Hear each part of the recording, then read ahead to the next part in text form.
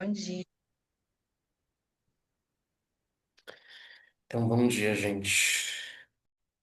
Então, vamos dar continuidade aos nossos estudos nessa quarta-feira de cinzas. A partir desse momento começa o ano no nosso país, né? Então, vamos começar o ano com sabedoria. Então, vamos entrar aqui direto já no texto, tá? A gente parou no verso número 3 do capítulo 6.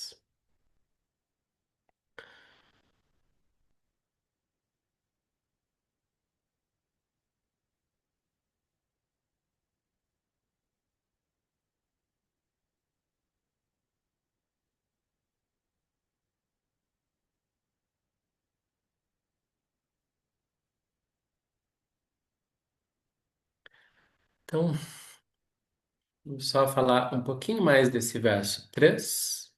A gente já falou dele na aula passada, né? Mas vamos retomar aqui esse ponto. Então, como eu disse para vocês, tá? Esse verso ele é muito elucidativo para explicar como que uma pessoa ela se posiciona, tá? Em relação à sua fase de vida, compreendendo de acordo com essa fase de vida, qual é o yoga, né? Qual é a prática que ela deve adotar. Porque isso é uma coisa que eu entendo que para muitas pessoas fica confuso realmente, né? Qual a prática que eu devo adotar? Ou, dentro desse espectro, né? Dessa grande prática do yoga, que ênfase eu devo dar em um aspecto e que ênfase eu devo dar em outro aspecto, né? Vejam que o tempo todo, desde o início ali do capítulo 2, quando Krishna começa a dar os ensinamentos, as várias perguntas que o Arjuna vem fazendo, o tempo todo o tema é esse: o que que eu devo fazer? Qual a prática que eu devo adotar como sendo o meu caminho espiritual, né? Eu renuncio às minhas ações e compromissos no mundo e vou ficar só meditando e assim eu me ilumino rapidamente, né? Ou eu faço um pouquinho de meditação, mas acima de tudo eu me comprometo em fazer muito bem, né? Todas as minhas ações, dentro dos meus papéis sociais, né? E entendendo que essa ação cotidiana, né? Esse honrar dos nossos compromissos cotidianos com o mundo, com as pessoas, esse é o nosso caminho espiritual, né? Entendendo que a nossa ação, ela é uma oferenda, né? É aquilo que a gente está realmente oferecendo para a vida. E aí Krishna, ele então elucida isso aqui nesse verso, né? Ele diz assim para nós que somos os neófitos, tá? O que que é o neófito, né? Somos esses iniciantes, né? Somos praticantes ainda imaturos. Então, para nós, o caminho principal é o Karma Yoga, ou seja, fique onde você está, assuma os seus compromissos com a vida, né? E faça disso, né, o seu processo.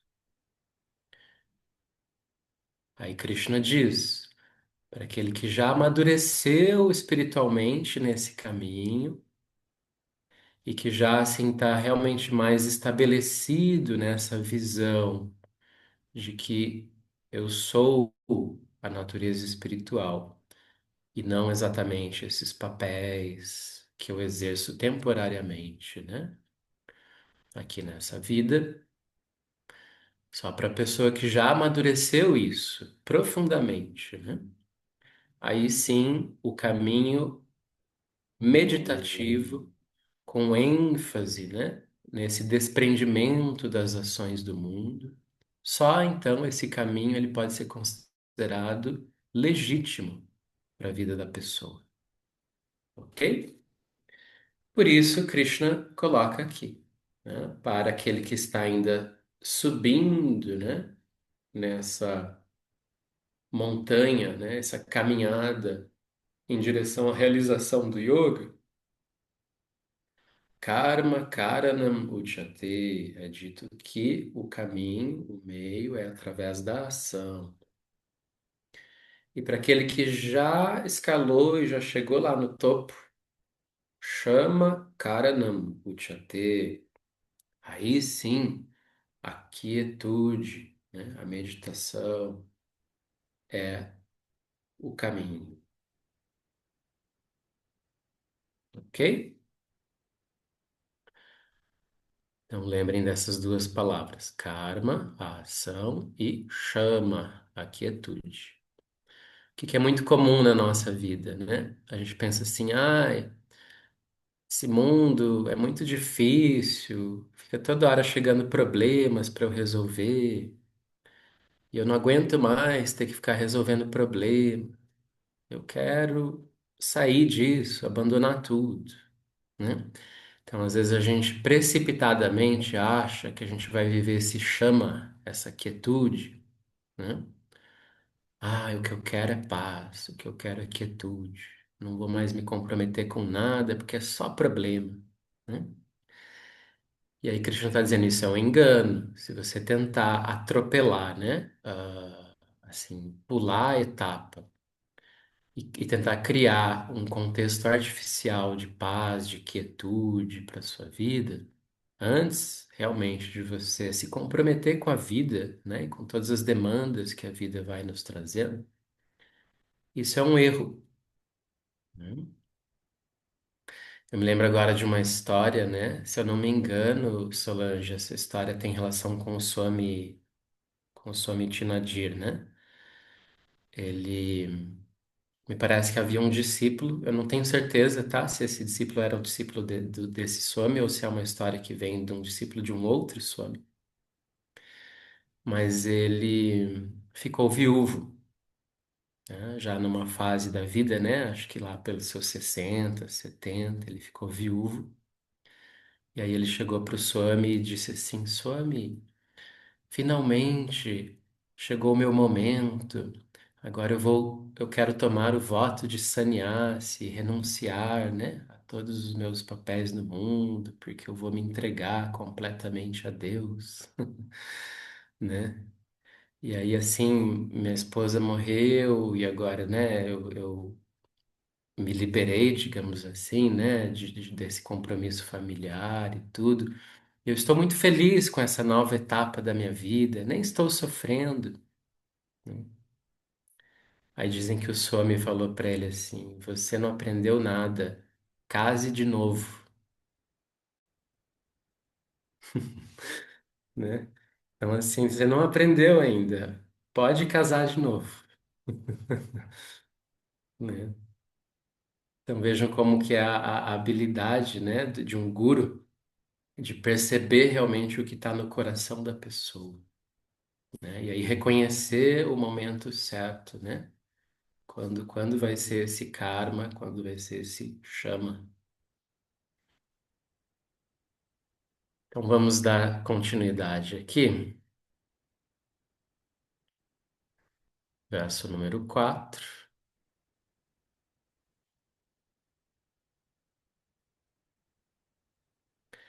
Agora Krishna explica quando é que de fato uma pessoa chegou nesse topo do yoga e que daí realmente ela entra mais a fundo nesse caminho de chama, né? Nesse jnana yoga, nessa vida contemplativa e meditativa. Quando que de fato a pessoa chegou nesse ponto, né?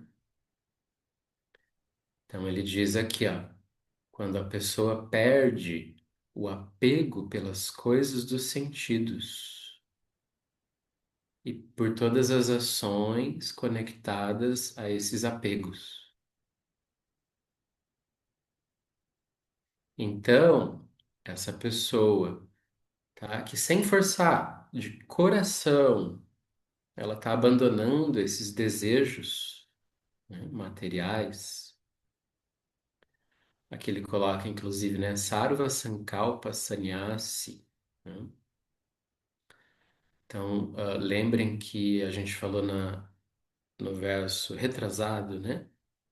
Que o sankalpa é a identificação ilusória que a pessoa estabelece com a matéria, criando esse senso de posse sobre a matéria, né? Então, assim, esse corpo é meu, todas as coisas que satisfazem e suprem o meu corpo são minhas, né?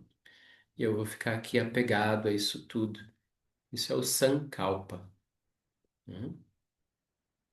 Mas aí aqui ele está dizendo sarva sankalpa sannyasi.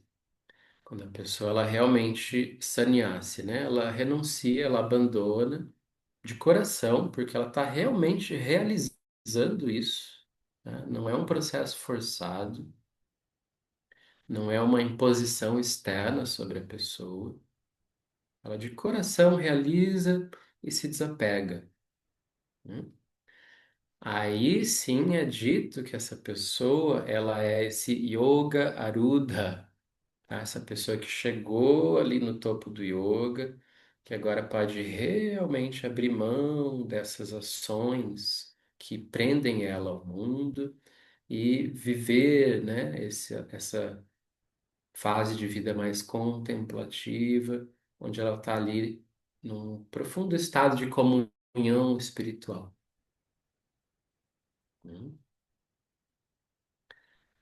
Então esse é o sintoma, né, que Krishna dá aqui para essa distinção entre a pessoa que ainda não escalou o topo do yoga e a pessoa que realmente chegou ali no topo do yoga.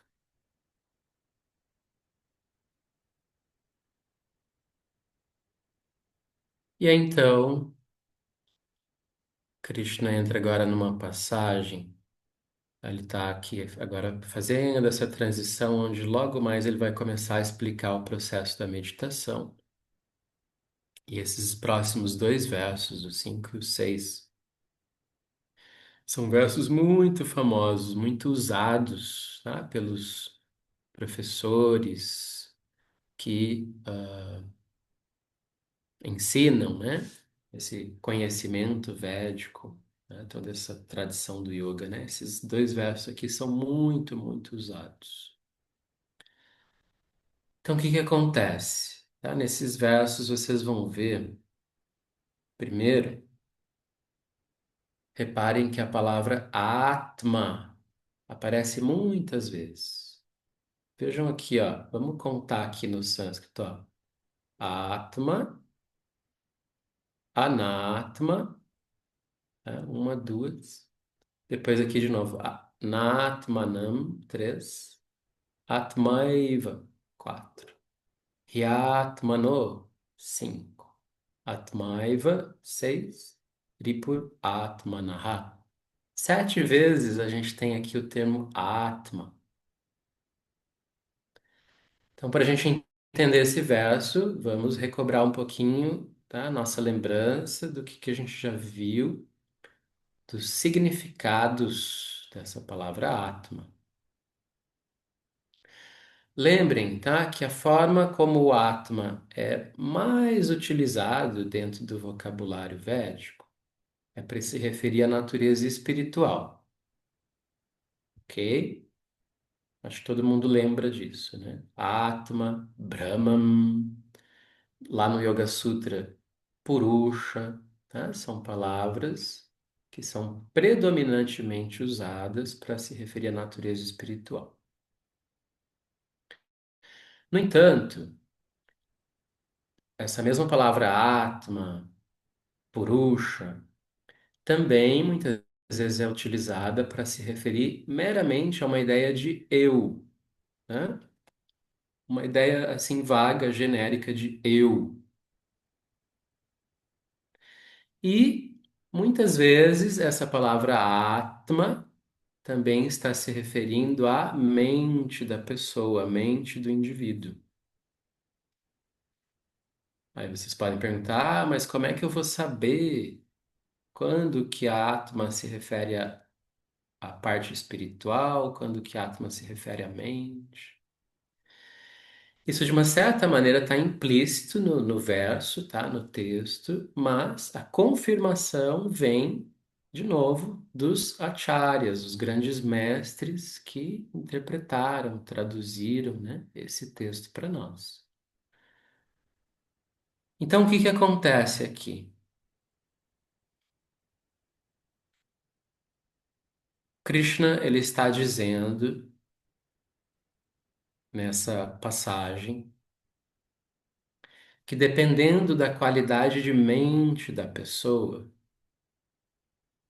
essa mente, ela se torna amiga sua ou ela se torna a sua inimiga, tá? Então, contemplem um pouquinho essa ideia, né? A mente, a nossa própria mente, pode ser nossa amiga ou pode ser a nossa inimiga,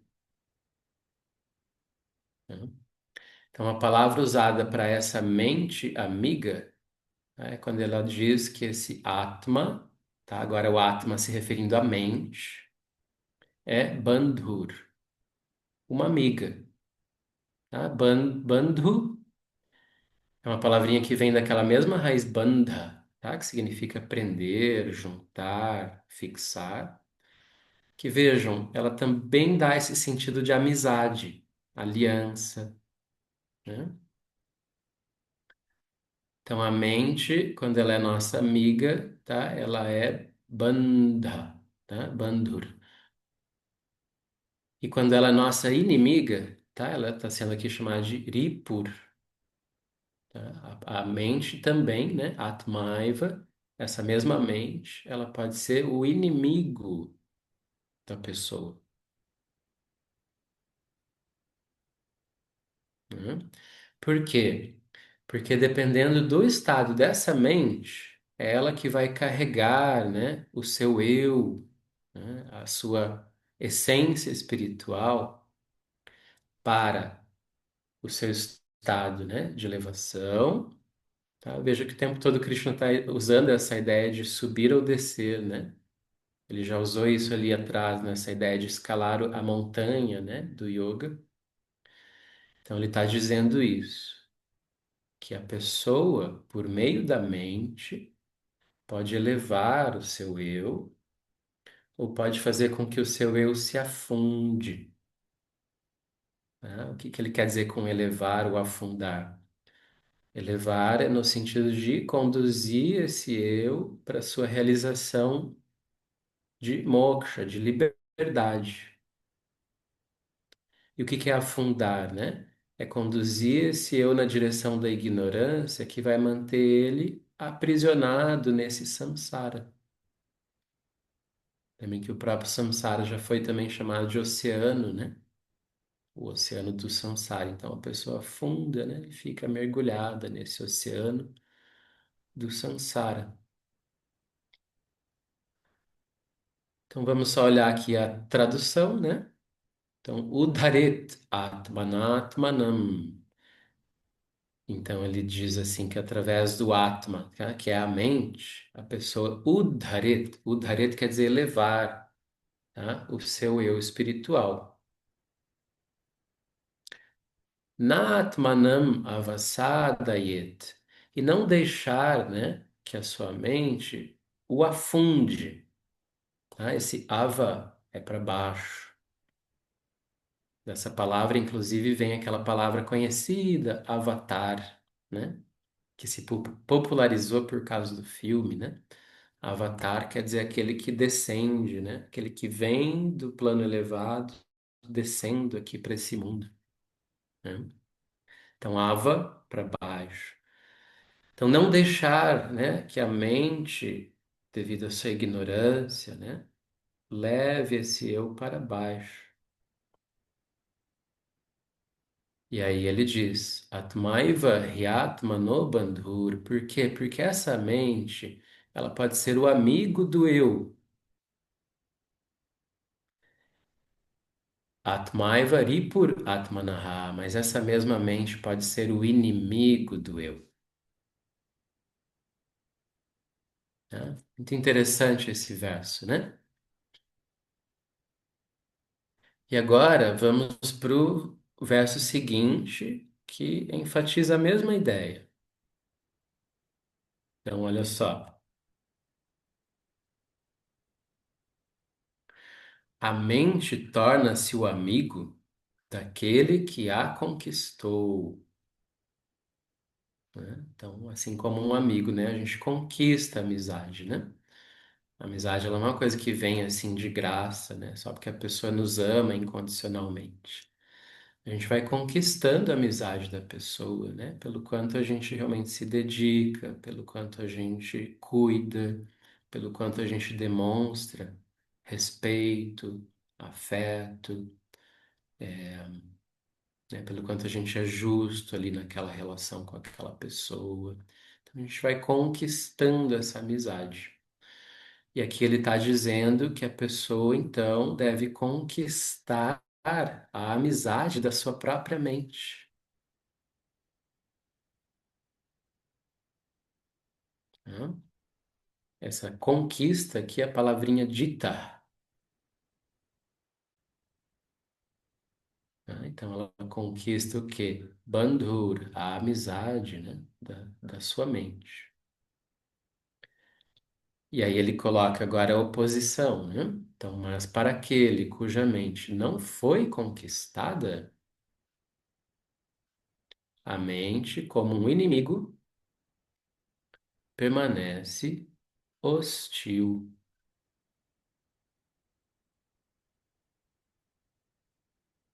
né? Então, agora esse termo chatru, né? Essa ideia da mente como o inimigo hostil.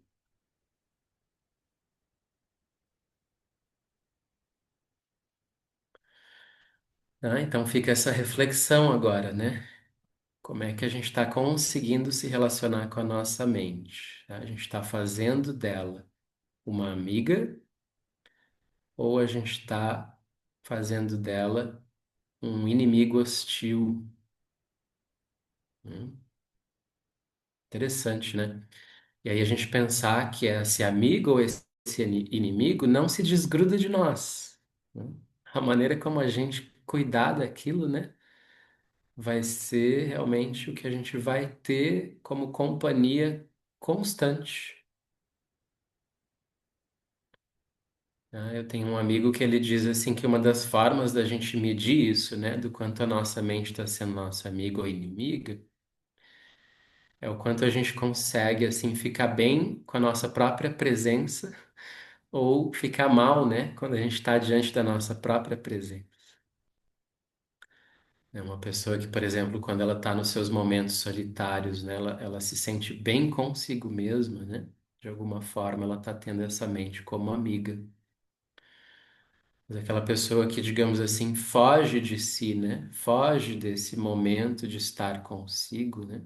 Possivelmente ela não está muito confortável na relação com a sua própria mente.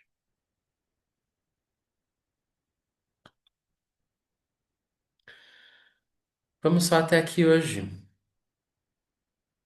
tá? Deixa eu fechar aqui a compartilha de tela. Nossa, até que deu coro aqui. Agora eu tô vendo que apareceram algumas pessoas, os sobreviventes do carnaval. Gente, alguém quer comentar? Pessoas que faz tempo aí que não participam.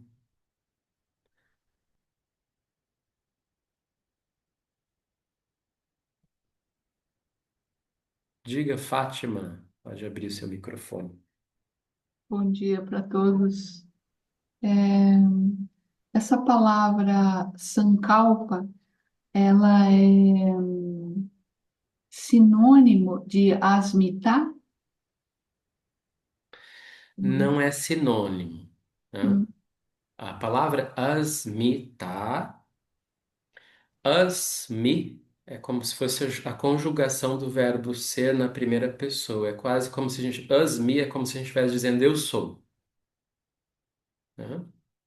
E esse asmitar, ele dá essa ideia assim de egoidade, identidade, tá? Essa ideia de uma referência, né? De autoimagem, de ego, de autocentramento, tá?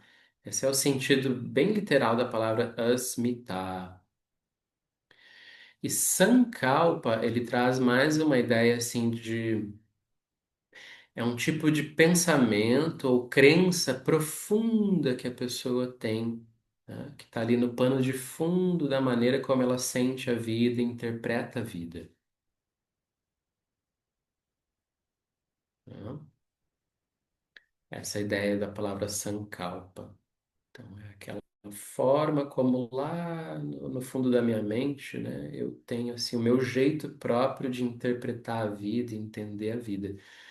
E aí a filosofia do yoga diz que todos nós, devido ao nosso estado de avidya, de ignorância, a gente interpreta a vida dentro dessa perspectiva. Eu sou esse corpo, as coisas materiais, né, que estão disponíveis para satisfazer o meu corpo são minhas, e, portanto, eu tenho identidade com todos esses meus pertences, né, e crio apego a eles e vou nutrindo, né, todo o meu senso de identidade e egoidade em função disso. Esse é, assim, é o grande sankalpa que a gente tem com a vida, tá? Que a gente acredita nisso e fica rodando em torno dessa, tá? Na visão do yoga, ilusão.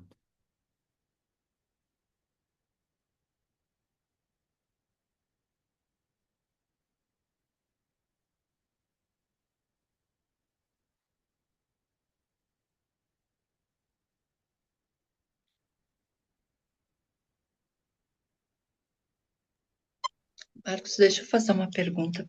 A questão de conquistar a mente, conquistar ali tem a ver também com a questão da gente fazer escolhas, é que nem fosse um filho que você vai, a mente está indo para um lado e você pega assim muito com muito jeito, muito amorosamente, você mostra um outro caminho para ela. Isso também poderia ser conquistar a mente, porque eu E vejo que a nossa mente, ela quer estar no controle, mas ela está com as bases equivocadas, né? Por causa isso, por causa dessa vida. Então, esse conquistar seria mais ou menos isso, e direcionando, falando, não, olha, tem isso aqui, a gente não precisa estar brigando com o mundo, a gente pode estar se relacionando bem com a gente, com o mundo, com as coisas. isso, exatamente isso. Essa imagem de uma criança, né, que a gente cuida, ela é bem adequada, tá? Porque a mente, ela é como se fosse uma criança ingênua, né, ainda muito ignorante, que, assim, acha que pode estar sobre o controle, né, o comando ali da vida. E aí, o que que um pai ou uma mãe faz, né? Amorosamente, com cuidado, vai tentando guiar esse serzinho, né, na direção da sabedoria. Então, essa conquista da mente tem essa relação, tá? Não é essa ideia assim de conquistar, como por exemplo, quando a gente vai falar antigamente, né, não só antigamente, né, mas até hoje, assim, de um,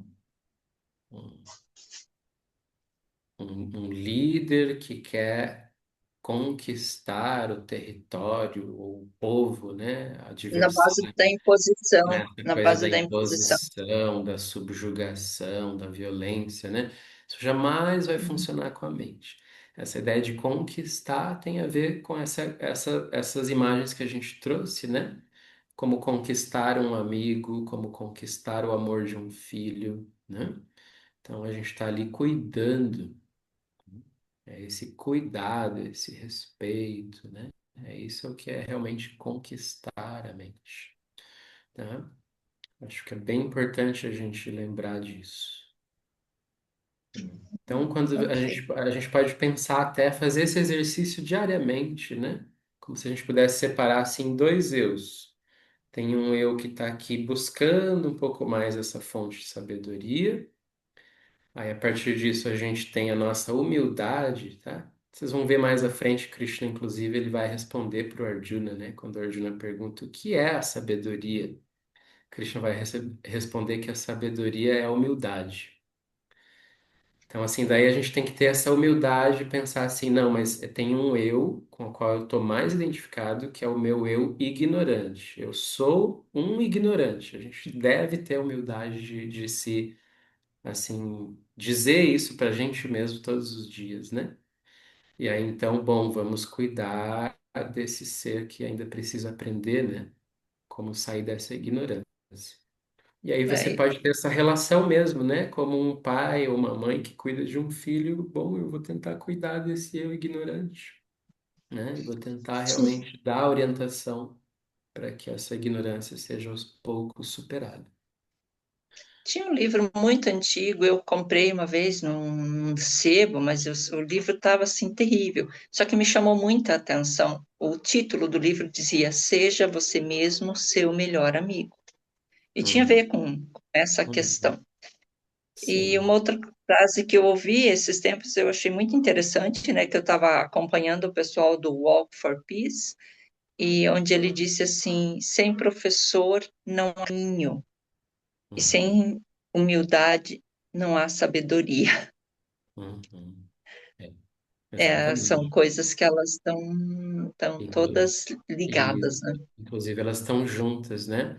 A ideia de que a gente aceitar um professor é o reflexo de que a gente está reconhecendo a humildade, né? Ou sendo humildes. Porque a pessoa que não é humilde, ela também não aceita um professor. Ela pensa, ah, quando que, tipo, alguém vai saber alguma coisa mais do que eu? Eu é que sei, né? Então, Ela ainda aceitarmos está. o professor é um ato de humildade, né? De que a gente está realmente reconhecendo nosso estado de ignorância. Lembrem que, inclusive, isso está na base do início aqui da Bhagavad Gita, né? Lembra que Krishna não disse nada, não foi professor do Arjuna, enquanto o Arjuna não pediu, né? Arjuna chegou nesse ponto da humildade e disse: Olha, eu percebo que eu não sei lidar com essa situação, não consigo sair disso. Krishna, me ajuda aí, eu me rendo a você, seja meu professor, né? E aí realmente começa esse processo da instrução. Legal. Obrigada, Marcos.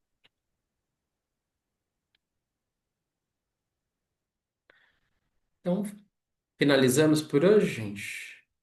Então tá. Então, um bom resto de semana aí para vocês. Nos vemos na quarta-feira que vem. Tchau, Ah, bom, tchau, pessoal. tchau, Tchau. obrigada.